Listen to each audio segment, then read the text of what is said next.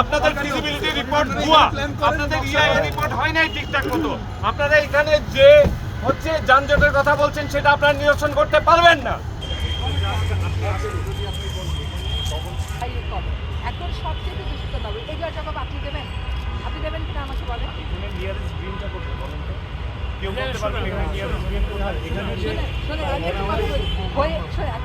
হয়ে গেছে তাই হয়ে গেছে, এটা হয় না, তাহলে আর বিচার নেই। তাহলে যারা মরে গেছে তারা মরে গেছে, তাহলে বিচার নেই, বিচার দরকার নেই। আমার তো বিচারও করতে হবে, তাই না? এখানে 30 সেকেন্ড একটু বলতে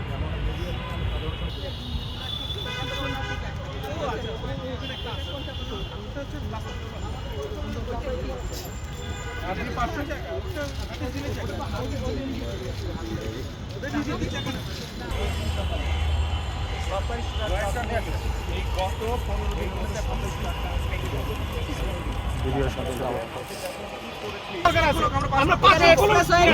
উনি বলছে বুয়েটের 500 জনের জন্য নাকি ওখানে র্যাম্প হাজার হাজার মানুষ গত 11 দিনে আসছে, তারা এত এখানে এক্সপ্রেস হয়ে চায় না। বুয়েটের কারা চায় আমরা তারা দেখতে চাই।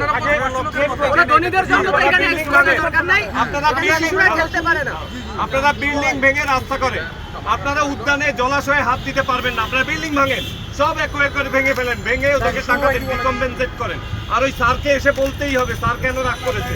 আমাদের কোনো রাগের কথা বলি নাই ওনাকে, আমরা একটা আবদার করেছি, এই মুরব্বি উনি আমাদেরকে বলতে পারেন এই কথা। আপনি বলেন। আমাদের একটা টিম বানানো দরকার এখানে আমরা একটা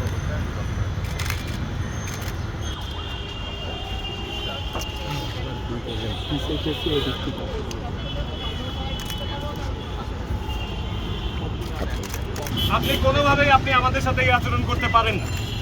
আপনি কি করে হচ্ছে এই একই কথা বলছেন। এখানে সবাই তথ্য উপাত্ত নিয়ে বিশেষজ্ঞগণ, অন্যান্য উপদেষ্টাগণ এখানে কথা বলেছে, তাহলে কেন আপনি এভাবে রাগ করে এখান থেকে চলে যাবেন আমাদের সাথে কথা না বলে? আমরা সবাই আপনাদেরকে সম্মান করে আমরা আজকে এতদিন ধরে এখানে অপেক্ষা করছি, 11 দিন ধরে আপনারা কেউ আসেন নাই।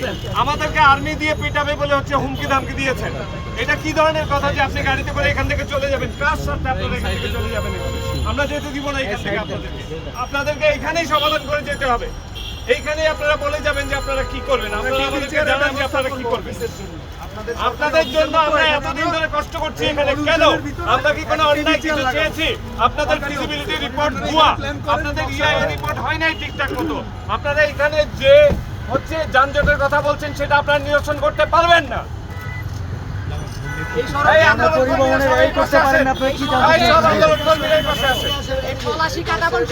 যতক্ষণ না আপনারা এখানে বাতিল করবেন আমরা এখান থেকে যাবো। আজকে কি বার? আমরা এখানে একটা সমাধান বলে যাবেন। সমাধান এই পয়েন্টে এক্ষুনি বলতে হবে এমন কোনো কথা নেই। সমাধান না চাইলে তো আমরা এখানে আসতাম না। আমরা এই বৃহস্পতিবার দিনের মধ্যে একটা মিটিং রাখবো আপনাদের সাথে।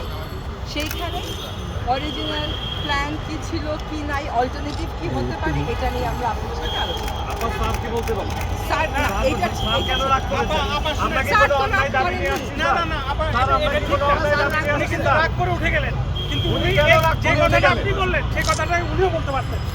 আমরা চাই যে আমার কথাটা সংশ্লিষ্ট, আমার কথাটা পিছনে এত সামনে কি ভাই? আপনি তো আমাদের ছোট বলেন, আপনি যদি সামনে চলে যান। আমরা আনোয়ারা পার্কে গিয়ে পুরোটা সমস্যার একটা সমাধান করব। সেই জন্য কিন্তু আপনাদের আমরা সাধুবাদ এইখানে আমরা একটা সমাধান যাব। আপনারা যদি আমাদের সাথে এইভাবে কথা বলেন তাহলে আমরা হাসিনা সরকারের আমলে ক্রমাগত আন্দোলন করছি, রাস্তায় মাইক খাইছি, জনতা সিটি কর্পোরেশন ঘেরাও দিচ্ছি। আমরা সাধারণ আন্দোলন কর্মীদের মধ্যে রেগুলার লোকজনের মতো না যে ফায়দা লুটার জন্য আসছি, জনগণের জন্য আমরা এখানে এসে দাঁড়াইছি। আপনারা এটা বোঝার চেষ্টা করেন। আজকে 11 দিন পর আইসা আপনারা যদি রাগ হয়ে চলে যান তাহলে আমরা কেন এখানে আসি? আপনাদের একটা আশা নিয়ে এখানে আসতে ছিলাম যে আপনারা আসবেন, আসার কিছু স্যারকে বের হয়ে বলতে বলেন। ফয়জল স্যার একটু শুনে গেলে ভালো হতো, আমার মনটা ভালো হতো। ফজল ভাইয়ের ব্যাপারে না কেউ একটা নেতিবাচক কথা বললে আমার খারাপ লাগে। আমি ওর সাথে কাজ করি তো I know how much he cares and how much he does. আগে তোমার একটা তরিকা না বয়স